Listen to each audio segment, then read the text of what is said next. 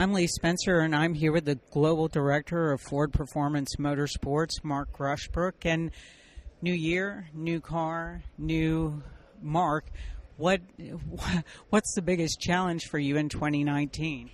Well, we've been working really hard on the 2019 Mustang, the new car.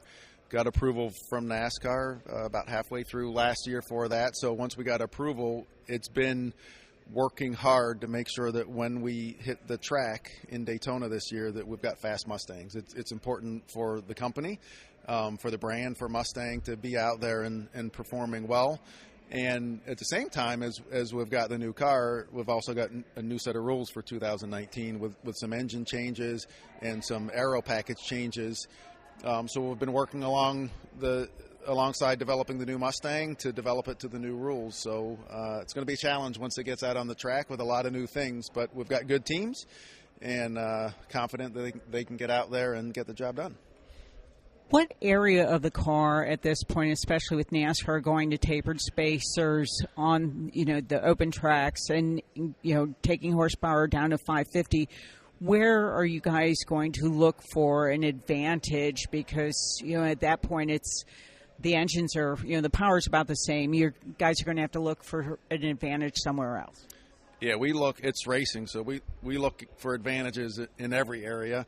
And with the engine and Roush Yates, Doug likes it when there's less air because then he has to work harder to optimize, and he's really good on that with his restrictor plate knowledge. And as the tapered spacer is smaller, it I think goes in the direction where Doug and Roush Yates can excel. So a lot of energy and focus on optimizing that engine performance. For the car, for the body, it's finding that right balance as we look at different tracks, what the grip levels are, what the fall off is going to be, is finding that right balance of the trade-off with downforce, side force, and drag, so that we find the optimal spot to be able to have that advantage racing in the pack or trying to break free if we can. Have you looked at the data from the Las Vegas test, and if so, what do you see is going to be the best opportunity to make these cars so it's easier for your drivers to pass? Yeah, the biggest thing is we're going to see a lot of cars racing side by side or in the pack, and that does change the way that our aerodynamics team approaches it, because now we've got a lot of dirty air to deal with. So it's advancing our tools to be able to help with the car setup in the dirty air is going to make a difference. In 2018, you all won the Super V8 championship. You won the Cup championship. How do you keep one step ahead of the competition so you're able to repeat those accomplishments? Yeah, it's the mindset that changed 4 years ago inside our company, and the way we approach racing is we want to win those races and championships. So we've changed to the point that we are putting attention to detail in every area of the car that matters for performing on track.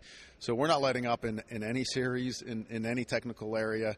It's continuing to apply our advanced technical tools, same tools that we use on our road cars, applying those to racing in a way to get those competitive advantages, whether it's in aerodynamics, in engine, in driveline, in vehicle dynamics, or simulation, or chassis. We know that to win the championship, you've got to have the best program in each of those individual areas, and we're just keeping our heads down in all those areas. Does it help to have partners like Roger Penske, who competes in 4 different divisions of racing, or Gene Haas, who has the Formula One connections and basically a wind tunnel in his backyard, when you do need to make the modifications it takes to remain relevant?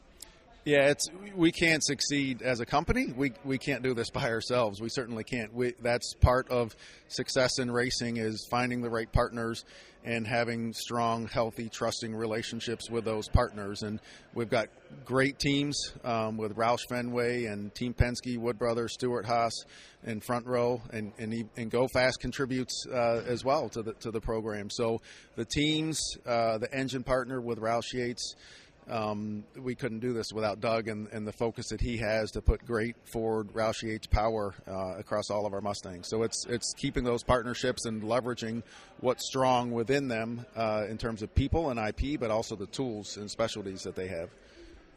What do you see the next evolution of race cars, particularly in the NASCAR sector?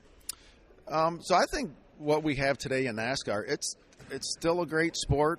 We've got great cars, great racing, great personalities, but we need to continue to stay ahead and look for opportunities to make the racing better, which is the intent of the 2019 rules. So we're excited to see how that plays out. There's a lot of energy in the sport in terms of looking at the next generation car, the Gen 7 car, and what can we do there. And a lot of discussions going on with different ideas. And I think that's what's great about this sport is there's a lot of different stakeholders, but we can work together to do what's best for the sport and look forward to that in the future with the next gen car. When you look at the legacy of Ford, from Henry Ford to Edsel, who still comes to the racetrack today, we're going to the Hall of Fame tonight, and they're going to induct Roger Penske, a Ford team owner. They're going to induct Jack Roush, a Ford team owner. They're going to induct a champion in Alan Kawicki, who won a championship while wearing the blue oval. Davey Allison, whose potential was just untapped, I believe. And then Jeff Gordon, who even started his career in a Ford with Bill Davis. How does the NASCAR Hall of Fame and Ford's legacy kind of speak to what the company has been able to accomplish over the years? Yeah, the company, as you know, was founded based on Henry Ford winning a race and turning that into what ultimately became Ford Motor Company. So we're founded based on motorsports. It's in our blood.